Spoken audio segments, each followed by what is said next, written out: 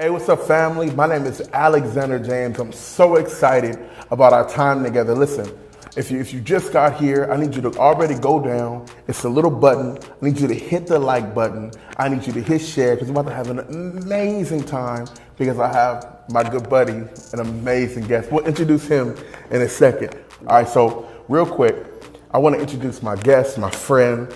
This, for those of you who aren't here for him anyway, this is Chaz Smith. What's good? How y'all doing today? Yeah, man. What I like about your style of joy, man, is that though you share scripture and you share your heart and your testimony, I think sometimes we overthink it, and you take very regular things and make them hilarious. Thank you. And I think it's about posturing ourselves to really. I don't know if you've ever been called this before, but I think a lot of your joy comes from your curiosity.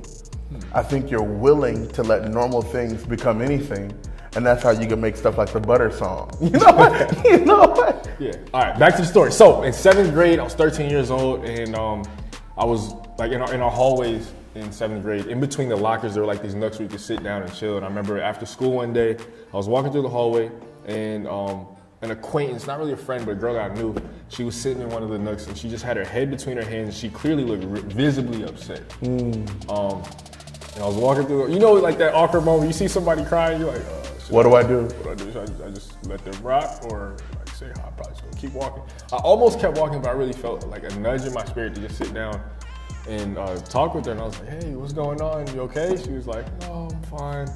Obviously she wasn't, so I asked her again, are you sure you don't want to like talk about anything? Like just between you and me, like you seem like you're really upset. She takes a deep breath, and then she starts sharing all this stuff that she was going through that not only was I not aware of this relationally with her, but things that I hadn't experienced in my life. And I was like, dang, she's struggling right now. And so I just listened, and then I started to encourage her and share as like the best advice I could as a 13-year-old kid. Right. Made her laugh, smile, brought her some joys. Like shared Christ with her. Just to plant a seed.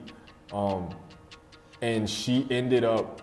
But it was crazy. I think the greatest impact was just out of that moment was just being there with her. She ended up like getting up. Her perspective was totally shifted. Her mood was changed. Her confidence, her energy. Like everything flipped. It's like, actually it's not as bad as I thought it was. Wow. And I feel like I was impacted more by that moment than she was. Because I walked away from it going like, I don't really understand what I just did, but I want to do that for the rest of my life. Whoa. And I guess it's just this, my why is to see to it that other people are seen. To share God's heart with people. Wait, man, pause, because that's a t-shirt. That's a t-shirt? Put it on I a want to t-shirt. see to it that other people are seen. And the vehicle, the lens you're using, it's just bringing joy. And like some people laugh, like you saw somebody who was obviously going through, and instead of like keeping your own schedule, doing your own thing, you were like, what's the best tool I have to lift her up? So let's just talk about like how should our youth workers be thinking about joy? First, let's say for themselves and then for the young people as well. Why should they also be thinking, let me also bring joy to my young people? Yeah, to preface this, I am not a youth worker. I'm not gonna be speaking from the youth worker's perspective. I'm gonna be speaking from Chaz's perspective, from what I've learned in my personal life. You definitely like put a lot on the table there.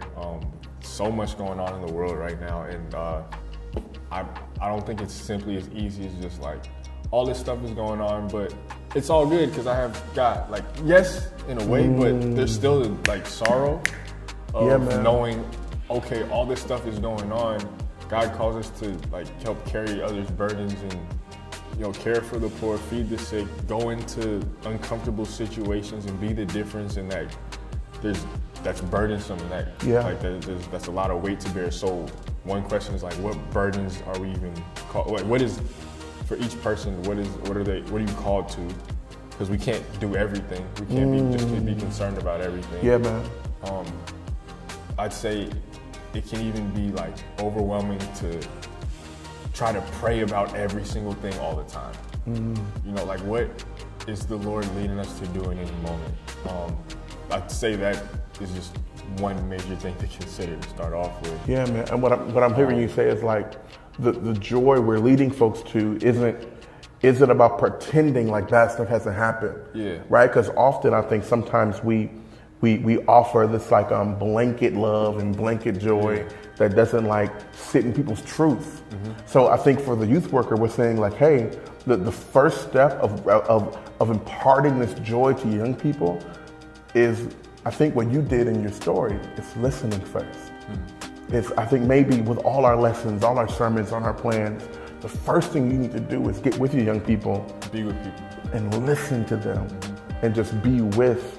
And I think my grandma would put it this way, the best part of the gumbo is at the bottom. So I think we need to get down to the bottom with people to get the best parts. And you stir from the bottom, not from the top, man. I love that.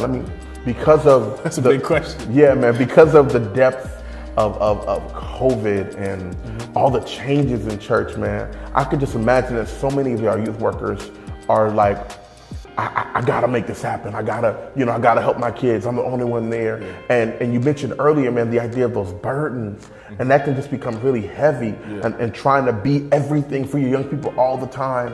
And I think sometimes we accidentally start becoming employees of God instead of sons and daughters who find joy in pleasing Him because He's already found joy in us. So like that, with this idea of God honoring your prayers when you were younger, and now you get to live this life, sharing not only your faith and the gospel, but making people smile at the same time. And I mean, I think it's unfortunate that we're at a place where someone who professionally or even just like organically makes people laugh and smile and talks about the faith. Like, this is gonna be a weird compliment, a weird statement, but man, I really, really wish that this wasn't so special. I've heard weirder statements than that before. Right. DMs are a strange place. Yeah, man, really. Very strange place. Comment section as well. Yeah. So I'm saying this idea of like, we need to make it more normal for believers to be known as people of joy, people of happiness, people who share the love and the joy of God, who your presence just makes things better and more hopeful. So the other question for youth workers, other than what's the joy set before you, is I'll begin to ask myself, when I walk in the room, what's the effect on that room? When you as a youth worker, when you walk into the room or your space with your young people, do they light up when they see you? Or do they go, oh man? And begin to ask yourself, what can I do about the way I carry myself, the way I speak, the way I talk, the way I love, the way I share? Maybe I'm doing all those things, but like you said, I haven't sat with them in so long. I mean, and not to go dark again, man, but over 300,000 young people in COVID in 2020 lost a loved one. And I think it's important again for the true joy that God offers allows us to sit in the room with the truth. And the truth is that the level of loss and grief and sadness and mourning is I would say bigger and deeper than it's ever been. Good thing we have an amazing, miraculous, patient, wonderful God who will empower you even in the dark spots, who will be present with you even in the moments where you feel like you don't understand anything that's going on. And you don't have to be a professional comedian. The question is, am I walking in the fruit of the Spirit around my young people? Am I encouraging them to become who God's called them to be every chance that I can? What I really want to leave our young people, our youth workers, is that the joy of the Lord can be our strength. The knowledge and the truth of the gospel in our own lives first, then it radiates out to all our young people. But I really, really appreciate Chaz's presence here, this idea that, but first you got to tell yourself the truth. What is the joy that's set before you? What is the effect on the room when you walk in? And lastly, what is the Goliath that you've been called to slay?